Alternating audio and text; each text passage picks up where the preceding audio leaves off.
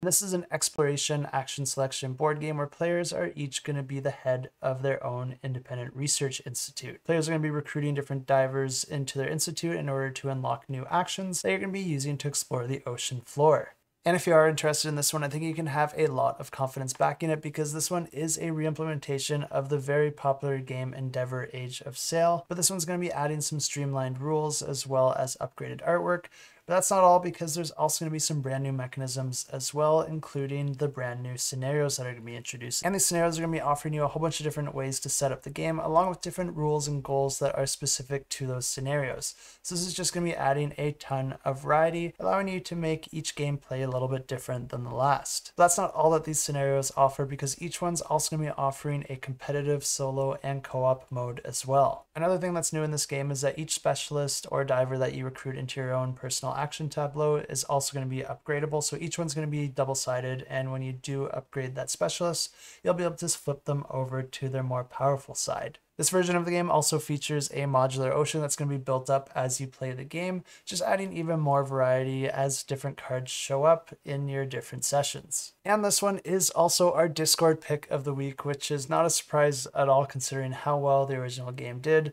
And this one's building upon that rule set, streamlining it in many ways, but then also adding way nicer artwork and new mechanisms that I personally believe only further improve the game. And for all those reasons, this one is also my own personal pick of the week. But this is a game that plays over 6 rounds, and each player is going to have their own personal player board, and each player board is going to have 4 tracks on it.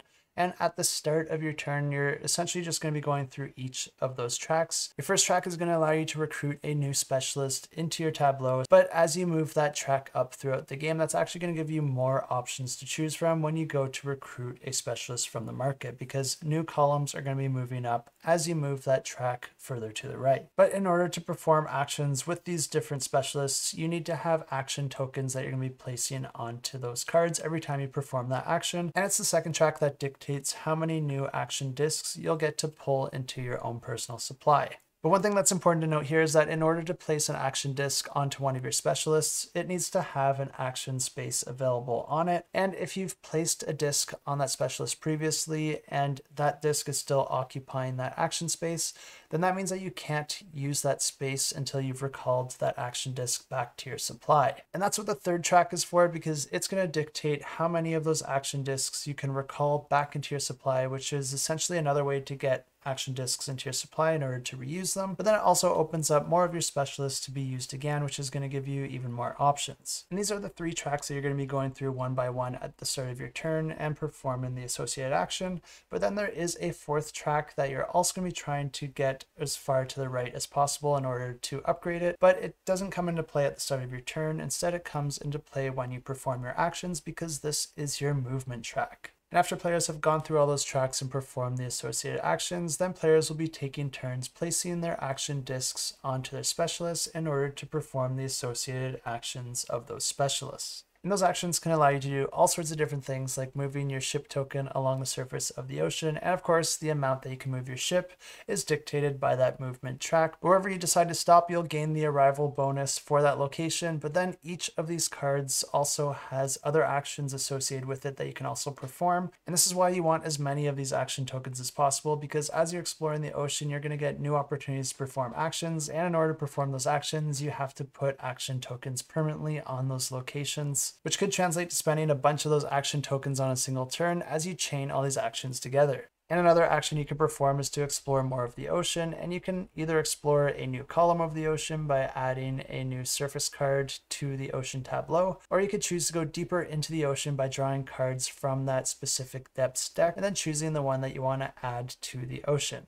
And these different actions can also gain you a special resource known as research. And if you come across any of these conservation tracks, you can actually spend that resource in order to put your action tokens on these tracks, which is going to gain you all sorts of chains of bonuses. You can also spend your research to gain cards in order to upgrade your actions, gain abilities, or different one-time effects. But that's not all, because as you're playing the game, you're going to be unlocking impact cubes. And whenever you gain one of those, you'll be able to connect it onto the impact track adjacent to an impact cube that you've already placed.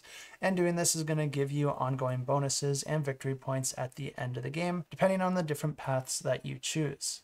I've never personally played this game, but I have heard a lot of positive feedback from different people in my board game groups, and this one has come up a lot as a suggestion for different game nights. And one of the reasons I've never played this game is probably due to the fact that anytime it came up as a suggestion, I was never one to vote for it.